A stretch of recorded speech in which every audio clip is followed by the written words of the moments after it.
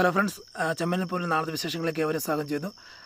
ഈ ചാനൽ ആദ്യമായിട്ട് കാണുന്ന ആരെങ്കിലും ഉണ്ടെന്നുണ്ടെങ്കിൽ ചാനൽ ലൈക്ക് അടിച്ച് സബ്സ്ക്രൈബ് ചെയ്ത് കാണാൻ വേണ്ടി ഒരു കൂടി ഓർമ്മപ്പെടുത്തിക്കൊണ്ട് നമ്മുടെ വീഡിയോയിലേക്ക് കിടക്കാം. ഇപ്പോൾ ഇന്ന് നമ്മുടെ വീഡിയോ വിശേഷം അവസാനിക്കുന്ന പറയുമ്പോഴത്തേക്ക് വക്കീലും രേവതിയും സച്ചിൻ നമ്മൾ സംസാരിക്കുന്നതാണ്. അവിടെ ഇപ്പം തീരുമാനമാകുന്നത് എങ്ങനെയും കാശ് കൊടുത്തിട്ടാണെങ്കിൽ നമുക്ക് ഈ കേസ് ഒതുക്കാന്നുള്ള രീതിയിലാണ് സംസാരിക്കുന്നത്. അപ്പം ഒന്നുകിൽ ഫസ്റ്റത്തെ ഒരു സ്റ്റേജ് എന്ന് പറയുമ്പോഴത്തേക്ക് അതായത് ചന്ദ്രമതിയോട് സംസാരിച്ചിട്ട് അങ്ങനെ ആ രീതിയിൽ ഒന്ന് കേസ് വാപ്പസ് ചെയ്യാൻ വേണ്ടി പറയുന്നുണ്ട്. അല്ലാന്നുണ്ടെങ്കിൽ രണ്ടാമത്തെ സ്റ്റേജ് എന്ന് പറയുമ്പോഴത്തേക്ക് ക്യാഷ് കൊടുത്താണ് ഒതുക്കാന്നുള്ള രീതിയിൽ പറയുന്നുണ്ട്. അപ്പോൾ അങ്ങനെ പറയുമ്പോഴത്തേക്ക് അതായത് നിങ്ങൾ അച്ഛനോട് പോയി സംസാരിക്കുക എന്നുള്ള രീതിയിലാണ് വക്കീൽ പറഞ്ഞു വിടുന്നത്. അപ്പോൾ രണ്ടുപേരും വരുവാണ്, സച്ചിയും രേവതിയും വന്ന് രവീന്ദ്രനോട് സംസാരിക്കണം. അച്ഛ അത്യാവശ്യമായിട്ട് കാര്യങ്ങൾ പറയാൻ വന്നതാണ്.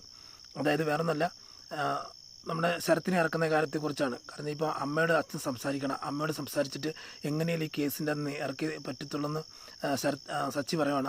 സച്ചി പറഞ്ഞ്, എടാ നിനക്കറിയാമല്ലോ, കാരണം ഞാൻ എപ്പോഴും ന്യായത്തിൻ്റെ ഭാഗത്തെ നിൽക്കത്തുള്ളൂ. അപ്പം ഈ ശരത്ത് ചെയ്തത് തെറ്റാണ്. അതിൻ്റെ അകത്ത് ഇപ്പം കോടതിയോ അല്ല സ്റ്റേഷനോ അല്ലെ ആ പോലീസുകാർ കോടതി എല്ലാം നോക്കുമ്പോഴത്തേക്ക് അല്ലെ പൊതുസമൂഹം തന്നെ നോക്കുമ്പോഴത്തേക്ക് അതൊരു തെറ്റ് തന്നെയല്ലേ. അപ്പം ഞാൻ എൻ്റെ അകത്ത് എൻ്റെ ന്യായം പറയാനിരിക്കുന്നതെന്ന് ചോദിക്കുമ്പോഴത്തേക്ക് അച്ഛൻ അതുകൊണ്ടല്ല, അച്ഛൻ അമ്മയോട് സംസാരിച്ചു കഴിഞ്ഞാൽ അമ്മ കേൾക്കും, അമ്മ അതിനനുസരിച്ച് കേസിൽ നിന്ന് പിൻവലിയും, എങ്ങനെയല്ല അച്ഛൻ സംസാരിക്കും എന്നെ. അപ്പോൾ അച്ഛൻ പറയുകയാണ്, അത് രവീന്ദ്രൻ പറയുകയാണ്, എന്നെക്കൊണ്ട് പറ്റത്തില്ല സച്ചി, കാരണം എന്ന് പറഞ്ഞാൽ ഇത് അവളുടെ കാശല്ലേ പോയത്, അപ്പോൾ അതിന് അവൾക്കൊരു ന്യായം വേണ്ടേ, അപ്പം അതിൻ്റെ ആയിട്ടുള്ള രീതിയിൽ മുമ്പോട്ട് പോകുമെന്നുള്ളതുള്ളൂ, അല്ലാതെ ഞാനൊന്നും ചെയ്യാൻ പറ്റത്തില്ല എന്ന് രവീന്ദ്രൻ പറയുമ്പോഴത്തേക്ക് സച്ചി പറയാം, അച്ഛാ ഇതിപ്പോൾ അവൻ്റെ ഭാവി നോക്കണം, അവൻ്റെ കുടുംബം നോക്കണം, എല്ലാം നോക്കണം, അവന് പരീക്ഷ എടുക്കുന്നുണ്ട്, എല്ലാം നോക്കണം എന്ന് പറയുമ്പോഴത്തേക്ക് എനിക്കിതൊക്കെ മനസ്സിലാവുന്നുണ്ട്. പക്ഷേ അതൊക്കെ തെറ്റ് ചെയ്യുന്ന മുമ്പ് അതൊക്കെ എല്ലാവരും തീരുമാനിക്കണമായിരുന്നു. ഇപ്പം ഞാനിതിനകത്ത് എന്നാ ചെയ്യാൻ പറ്റുന്നത് എന്നുള്ള രീതി ചോദിക്കുമ്പോഴത്തേക്ക് സച്ചി പറയുന്നുണ്ട്, സച്ചിയല്ല, അപ്പോഴത്തേക്ക് ശ്രുതിയൊക്കെ അവിടെ വരുന്നുണ്ട്. ശ്രുതി പറയുന്നുണ്ട്, അവൻ തെറ്റ് ചെയ്തല്ല, അവൻ മോഷണം നടത്തിയിട്ട് അതിൽ നിന്ന് എങ്ങനെ അവന് രക്ഷപ്പെടുന്നത്, അത് രക്ഷപ്പെടാൻ പാടില്ല എന്നുള്ള രീതി പറയുന്നത്. നീ നിൻ്റെ ഇടപെടുന്നത്, കാരണം നീ 50 ലക്ഷം രൂപ അച്ഛൻ്റെ കട്ടെടുത്തിട്ട് ഇവിടെ ആരും കേസ് കൊടുക്കാതിരുന്നിട്ട് ഉണ്ടോ നീ രക്ഷപ്പെട്ട്, അല്ല നീ ഇപ്പം സ്റ്റേഷനിൽ കിടക്കേണ്ട, അല്ലെങ്കിൽ നീ ഇപ്പം ജയിൽ മോചിതൻ പോലും ആകത്തില്ല എന്ന് പറഞ്ഞ് അവനോട് ചൂടാകുന്നുണ്ട്. അത് ഞാൻ എൻ്റെ അച്ഛൻ്റെ കാശ് തന്നെ എടുത്തു, അത് ഞാനിപ്പോൾ മാസം 50,000 രൂപ വെച്ച് തിരിച്ചു കൊടുക്കുന്നുണ്ടല്ലോ എന്നൊക്കെ പറയുന്നത്. കാശ് കൊടുത്താലില്ലെങ്കിൽ നീ ചെയ്തത് തെറ്റ് തന്നെയാണ്. അപ്പം ശരത്ത് എന്ന് പറയുമ്പോഴത്തേക്ക് നിന്നെ പോലെ ക്യാഷ് അടിച്ചുകൊണ്ട് പോയി കണ്ട പെമ്പിള്ളാർക്ക് കൊടുക്കുകയല്ല ചെയ്ത്. ശരത്ത് എന്ന് പറയുമ്പോഴത്തേക്ക് നീയും അമ്മയും ശ്രുതി എല്ലാം കൂടെ ചേർത്ത് കാണിച്ച് അവനെ വാശി കയറ്റി അവനെ കള്ളനാക്കിയ ഒരു കേസിന് വേണ്ടി മാത്രമാണ് അവൻ ആ വാശിക്ക് ചെയ്തത്. അല്ലെങ്കിൽ അവൻ ഈ കുടുംബത്തോടുള്ള സ്നേഹം മാത്രമേ ഉള്ളൂ അന്ന് എനിക്ക് നന്നായിട്ട് ബോധ്യപ്പെട്ടുകൊണ്ട് മാത്രം ഞാൻ പറയുന്നതെന്ന് പറയും. എന്നിട്ടും രവീന്ദ്ര മനസ്സ് ഇളകുന്നില്ല. അപ്പോഴത്തേക്ക് കൈകൂപ്പി നിന്ന് രേവതി പറയുന്നുണ്ട്, അച്ഛാ എൻ്റെ കുടുംബത്തിലെ ഏക ആശ്രയം ഇപ്പം നമ്മുടെ ശരത്താണ്. കാര്യം എന്ന് പറഞ്ഞു കഴിഞ്ഞാൽ ഇപ്പോൾ ആ കുടുംബത്തിൽ ആൺതരി ഇപ്പോൾ ദേവുവിനും കല്യാണം കഴിച്ച് വിട്ട് കഴിയുമ്പോഴത്തേക്ക് ആ കുടുംബത്തിൽ അമ്മയ്ക്ക് ആശ്രയമായിട്ട് നിൽക്കുന്ന ശരത്താണ്. അപ്പോൾ അവനും കൂടെ ജയിലിൽ പോയി ശിക്ഷ അനുഭവിക്കാൻ തുടങ്ങിക്കഴിഞ്ഞ് കഴിഞ്ഞാൽ ആര് ആ കുടുംബത്തെ സഹായിക്കും? ആരും സഹായിക്കാനില്ല. എങ്ങനെയും അവനെ രക്ഷപ്പെടുത്തിയേ പറ്റൂ, അവനെ ഇതിൻ്റെ ഊരിക്കൊണ്ട് വന്നേ പറ്റത്തുള്ളൂ. അതായത് ആദ്യം അവനൊരു തെറ്റ് ചെയ്ത് അതിൻ്റെ പരിണതഫലമായിട്ടാണ് എൻ്റെ അച്ഛൻ ആത്മഹത്യ ചെയ്തത്. അതുപോലെ തന്നെ ഇപ്പോൾ രണ്ടാമതൊരു തെറ്റ് ചെയ്തിട്ടുണ്ട്. ഇനി അവൻ ജയിലിൽ പോവുകയാണെങ്കിൽ എൻ്റെ അമ്മയും ജീവനോടെ ഇരിക്കത്തില്ല. അതുകൊണ്ട് എങ്ങനെയും അവനെ രക്ഷപ്പെടുത്തിയില്ല. ഞങ്ങളുടെ കുടുംബത്തിലെ ഏക ആൺതരി അവനാണ്. അവനെ ആശ്രയിച്ചാണ് ആ കുടുംബം തന്നെ ഇരിക്കുന്നത്. മാത്രമല്ല അവൻ്റെ എക്സാം എടുത്തിട്ടുണ്ട്. അവനെ എക്സാം എഴുതണമെന്നുണ്ടെങ്കിൽ ഈ കേസിൽ നിന്ന് അവൻ മാറിയേ പറ്റൂ. അത് എങ്ങനെയും നിങ്ങളത് അച്ഛനൊന്ന് സഹായിക്കണം എന്ന് പറഞ്ഞാൽ കൈകൂപ്പി നിന്ന് പറയുമ്പോഴത്തേക്ക് ഞാനൊന്ന് സംസാരിച്ച് നോക്കട്ടെ, ഞാൻ ചന്ദ്രമതിയോട് സംസാരിച്ച് നോക്കട്ടെ എന്ന് പറയുമ്പോഴത്തേക്ക് ശ്രുതി പറയുന്നുണ്ട്, അച്ഛാ അതിന് ചെയ്യരുതെന്ന് പറയുമ്പോഴത്തേക്ക് പറയാം, നടക്കത്തില്ല, നീ നിൻ്റെ പണി നോക്കടാ എന്ന് പറഞ്ഞ് സച്ചി പറഞ്ഞു വിടുകയാണ്. അത് കഴിഞ്ഞ് നമ്മൾ നോക്കുന്ന സീൻ എന്ന് പറയുമ്പോഴത്തേക്ക് നമ്മുടെ ബാമയുടെ വീടാണ്. ബാമയുടെ വീട്ടിൽ നമ്മുടെ ബാമയും ചന്ദ്രമതിയും സംസാരിച്ചുകൊണ്ടിരിക്കുന്നത്. എന്താ ചന്ദ്രമതി ഇങ്ങനെ ഓർത്തുകൊണ്ടിരിക്കുന്നത്, എന്താ ചിന്തിച്ചുകൊണ്ടിരിക്കുന്നതോ, നിന്റെ കെട്ടിവൻ രവീന്ദ്രനെ കുറിച്ചാണ് ചിന്തിക്കുന്നത് ചോദിക്കുമ്പോഴത്തേക്ക് രവിയേട്ടനെ കുറിച്ചാണ് ചിന്തിക്കുന്നത്. അത്രയ്ക്ക് ഇഷ്ടമാണ് നിന്റെ കെട്ടിവനെന്ന് ചോദിക്കുമ്പോഴത്തേക്ക് പറയാം, എനിക്ക് എൻ്റെ രവിയേട്ടനെ ഇഷ്ടക്കുറവൊന്നുമില്ല. കാരണം എൻ്റെ രവിയേട്ടനെ എപ്പോഴും, കാരണം ഞങ്ങൾ അങ്ങനെ പിരിഞ്ഞ് നിൽക്കാറൊന്നുമില്ല. ഈ ഒരു പ്രശ്നം വന്നതുകൊണ്ട് മാത്രമല്ല പിരിഞ്ഞ് നിൽക്കേണ്ടതായിട്ട് വന്നേ. ഞാൻ ഇന്ന് വരെ എൻ്റെ രവിയേട്ടനെ അകന്ന് നിന്നിട്ടില്ല എന്ന് പറയാം. അപ്പം പറയാം, എന്നാൽ പിന്നെ നിനക്ക് നിൻ്റെ വീട്ടിൽ പോയിക്കൂടെ എന്ന് ചോദിക്കുമ്പോഴത്തേക്ക് ഇല്ല, ഞാൻ വീട്ടിൽ പോകണമെന്നുണ്ടെങ്കിൽ ആ പൂക്കാരി അവിടെ, അതായത് എൻ്റെ മരുമോളെന്ന് പറയുന്ന അവിടെ നിന്ന് വീട്ടിൽ നിന്ന് ഇറങ്ങണം, എന്നാൽ മാത്രമേ ഞാൻ വീട്ടിലേക്ക് പോകത്തുള്ളൂ പറയുകയാണ്. അപ്പോൾ അങ്ങനെ പറയുമ്പോഴത്തേക്ക് നിനക്ക് നിൻ്റെ രവിയേട്ടനോട് ഇഷ്ടമുണ്ടെന്നുണ്ടെങ്കിൽ എന്തുകൊണ്ട് നീ പ്രകടിപ്പിക്കുന്നില്ല? ഞാൻ സ്നേഹം പ്രകടിപ്പിക്കുന്നില്ലെന്നുള്ളതുള്ളൂ. എനിക്ക് രവിയേട്ടനെ വളരെ ഇഷ്ടമാണ്. പണ്ട് തൊട്ടേ ഞങ്ങൾ അങ്ങോട്ടും ഇങ്ങോട്ടും വഴക്കുണ്ടാക്കുമെങ്കിൽ പോലും യാതൊരു രീതിയിലുള്ള പ്രശ്നങ്ങളും ഒന്നും ഉണ്ടാക്കത്തില്ല. അത് പിരിഞ്ഞ് നിൽക്കേണ്ട ഒരു സ്റ്റേജ് വന്നിട്ടില്ല, ഇന്ന് വരെ വന്നിട്ടില്ല, ഇനിയും വരത്തില്ല. അത്ര രീതിയിൽ ഞങ്ങൾ രണ്ടും വളരെ അതായത് രാവിലെ അടിയിട്ട് കഴിഞ്ഞാൽ വൈകിട്ട് ഒന്നാകുന്ന രീതിയിലുള്ളൊരു സ്വഭാവമാണ് ഞങ്ങൾക്ക് രണ്ടർക്കും അങ്ങോട്ടും ഇങ്ങോട്ടും ഇഷ്ടമാണ് എന്ന് പറയുവാണ്. അത് കഴിഞ്ഞുകൊണ്ട് അപ്പം തന്നെ അവർ സംസാരിച്ചുകൊണ്ടിരിക്കുമ്പോഴത്തേക്ക് രവി അങ്ങോട്ട് കയറി വരിക. രവി കയറി വന്നിട്ട് അപ്പം പെട്ടെന്നൊക്കെ വാതിൽ തുറന്നിട്ട് രവിയേട്ടാ എന്താണ് വിശേഷം എന്നൊക്കെ ചോദിച്ച് ഭാമ ചോദിക്കുകയാണ്. നല്ല വിശേഷം, ഇപ്പം നിങ്ങളെക്കുറിച്ച് പറഞ്ഞുകൊണ്ടിരിക്കുന്നത് 100 ആയുസ്സാണ് നിങ്ങൾക്ക് പറയുമ്പോഴത്തേക്ക് 100 ആയുസ്സോ? ശരി.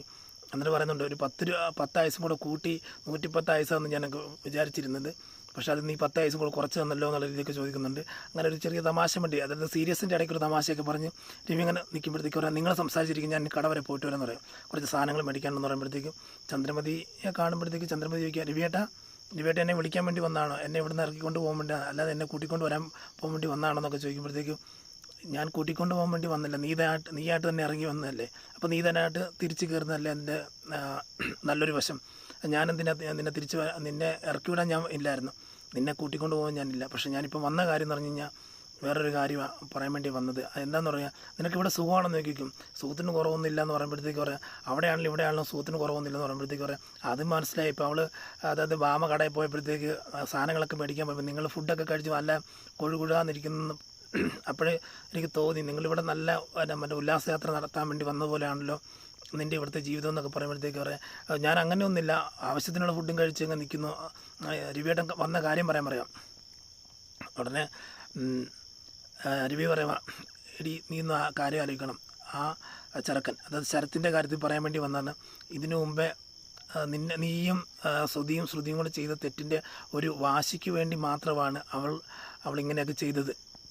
നീയും ശ്രുതിയെല്ലാം ചേർന്ന് ചെയ്തിട്ടുള്ള തെറ്റിന് വരുന്നത് പോലെയാണ് അവൻ ആ വാശി കാണിച്ചത്, അല്ലാതെ അവൻ വേണമെന്ന് ചെയ്യുന്ന തെറ്റൊന്നുമല്ല. എനിക്കറിയാം, കാരണം ആ ചെറുക്കനെ കുറിച്ച് എനിക്കറിയാം, നന്നായിട്ടറിയാം. അവന് നമ്മുടെ കുടുംബത്തോടുള്ള സ്നേഹം മാത്രമേ ഉള്ളൂ. പക്ഷേ നിങ്ങളിപ്പം നിനക്ക് രേവതിയോട് നിൽക്കുന്ന വാശിയും വൈരാഗ്യത്തിൻ്റെ പേരിലാണ് ഇപ്പം ആ ചെറുക്കൻ അനുഭവിക്കാൻ പോന്നിട്ടുള്ള ശിക്ഷ. ഒരു കാര്യം ചെയ്യും, നീ എങ്ങനെയാണ് ആ കേസ് പിൻവലിച്ചേ പറ്റൂ, അത് നമ്മുടെ കുടുംബത്തിനും കൂടെ ഒരു പേരാണ് വരുന്നത്. പേരെന്ന് പറഞ്ഞാൽ വേറൊന്നുമല്ല, ഇപ്പം പേരുദോഷം ഉണ്ടായിട്ടുണ്ട്, അത് നീ ഒന്ന് പൊറുക്കണം.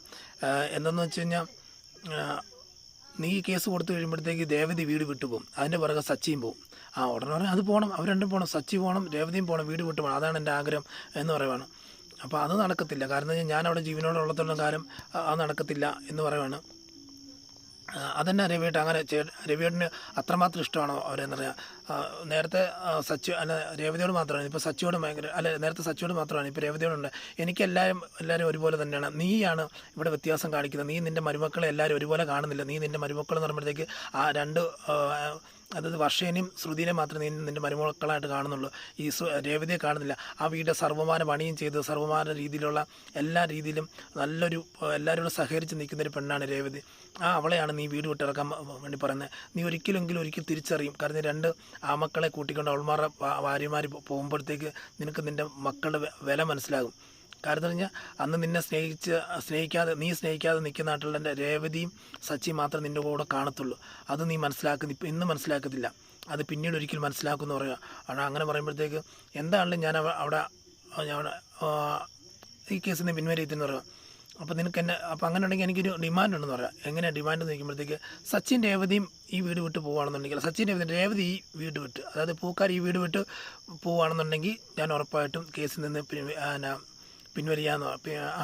കേസ് പിൻവലിപ്പിക്കാമെന്ന് പറയും. അതുകൊണ്ട് അത് നടക്കത്തില്ലെന്ന് പറയാം. അത് നടക്കത്തില്ലെന്ന് പറഞ്ഞു കഴിഞ്ഞാൽ ഞാൻ സച്ചിയെ സപ്പോർട്ട് ചെയ്ത് നിൽക്കുന്ന, അതായത് സച്ചിയെ സപ്പോർട്ട് ചെയ്യുന്ന പറഞ്ഞാൽ സച്ചിയും രേവതി തെറ്റ് ചെയ്തിട്ടില്ല, സച്ചിയും തെറ്റ് ചെയ്തിട്ടില്ല. സച്ചിയുടെ അളിയൻ അതായത് രേവതിയുടെ ആങ്ങളെ തെറ്റ് ചെയ്തിട്ടുണ്ട്, അതിൻ്റെ ശിക്ഷ അത് വേണമെന്ന് കൊടുക്കാമെന്ന് വെച്ചോ. പക്ഷേ ഇവർ വീട് വിട്ട് ഇറങ്ങിപ്പോകാൻ പറ്റില്ല, നീ കേസ് പിൻവലിച്ചാൽ ഇല്ലെങ്കിൽ അവർ വീട് വിട്ട് പോകാൻ പറ്റത്തില്ല എന്ന് പറയാണ്.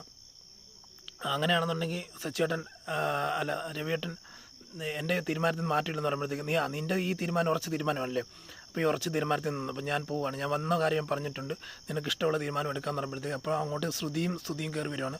ശ്രുതിയും കയറി വന്നിട്ട് ചോദിക്കുന്നുണ്ട്, അച്ഛാ എന്നാ അച്ഛാ ഇവിടെ അച്ഛൻ എന്തിനാ കേസ് പിൻവലിക്കാൻ നിൽക്കുന്നത്, മാറി നിൽക്കണമെന്ന് പറഞ്ഞ ഒരു തള്ളൊക്കെ കൊടുത്തിട്ട് നമ്മുടെ രവീന്ദ്രൻ അങ്ങോട്ട് പോകുന്നത്. കാരണം കഴിഞ്ഞാൽ അമ്മ യാതൊരു കാരണവശാലും കേസ് പിൻവലിപ്പിക്കരുതെന്ന് പറയണം. അപ്പോൾ തന്നെ ചന്ദ്രമതിക്ക് ഒരു കോൾ വരുവാണ്. ചന്ദ്രമതി കോൾ വന്നിട്ട് പറയണം, നിങ്ങൾ ചന്ദ്രമതിയാണോ ചോദിക്കുക. അതെ, യെസ് ചന്ദ്രമതിയാണ്, ഞാൻ വക്കീലാണ് വിളിക്കുന്നത്, അതായത് ശരത്തിൻ്റെ കേസ് സംസാരിക്കാൻ വേണ്ടിയാണ് വിളിക്കുന്നത്. കാരണം എന്ന് പറഞ്ഞാൽ എങ്ങനെയല്ല ആ കേസ് പിൻവലിക്കണമെന്ന് പറയും. കേസ് പിൻവലിച്ച് കഴിഞ്ഞാൽ